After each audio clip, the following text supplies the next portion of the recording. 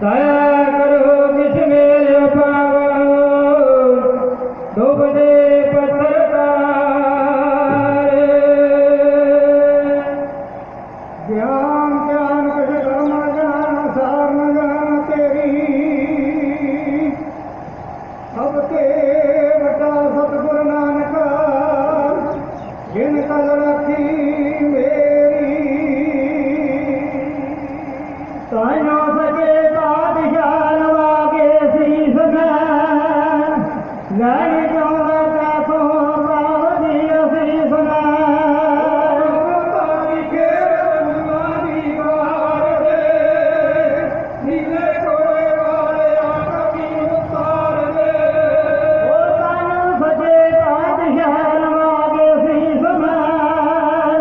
लाड़ी जाऊंगा कैसो प्रावधी शीस में।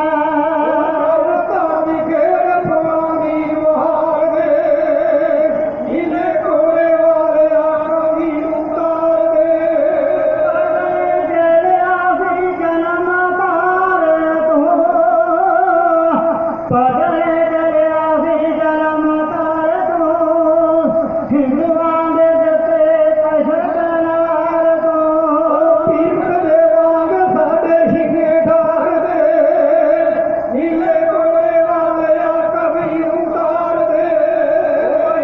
मेरी रानी मेरी नूर दागे पान तो घूमे आने को भी अला तेरा गे तो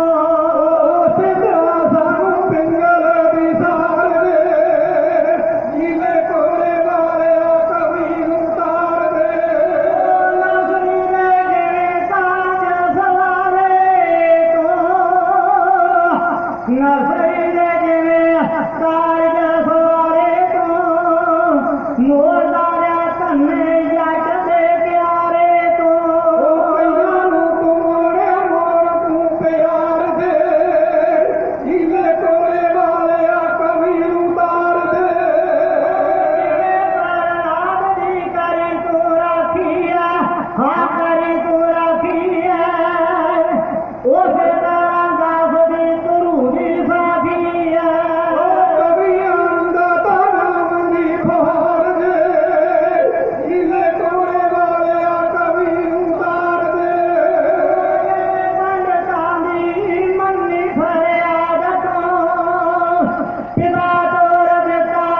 देख दिया दार तो तेरी दर्दी मुदाता लगा तू पार दे नीले कोरे वाले आ कभी उतार दे। माता गुजरी दे बच्चियां दे जोड़े सी माता गुजरी दे बच्चियां दे जोड़े सी गंगू सरहंद दे घर नूं मोड़े सी।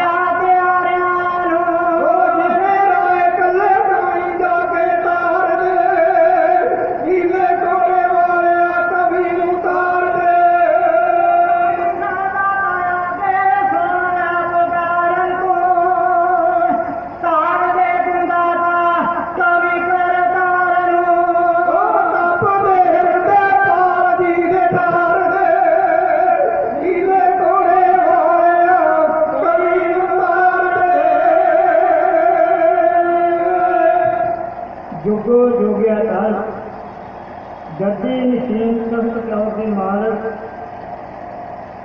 धन धन श्री गुरु ग्रंथ साहिब महाराज जी की पावन गोद अंदर बैठे समूह साध संगत जी, सब तो पहला साड़ी ਅਤੇ अपनी हाजरी गुरु चरणों के विच लवाउण वास्ते रत्नां नूं करिए पवित्र। आगे भी वाहिगुरू जी का खालसा वाहिगुरू जी की फतेह।